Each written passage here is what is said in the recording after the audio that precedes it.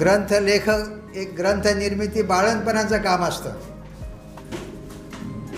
ग्रंथ तयार झाल्यापासून तर प्रकाशनाची निर्मिती होईपर्यंत त्यामध्ये विविध टप्प्यामध्ये लेखकाला काम करावं लागतं. संपादकाच्या सोबतीनं असेल वगैरे, ते काम संजय गायकवाड सरांनी खूप चिकाटीने,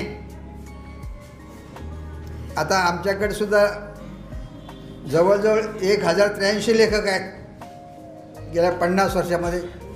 सगळ्या प्रकारचे आहेत, चांगले म्हटलं मी. आणि लेखकाकडून काम करून घेणं कशी कसरत असते. पण संजय गायकवाड सरांनी कमी वेळामध्ये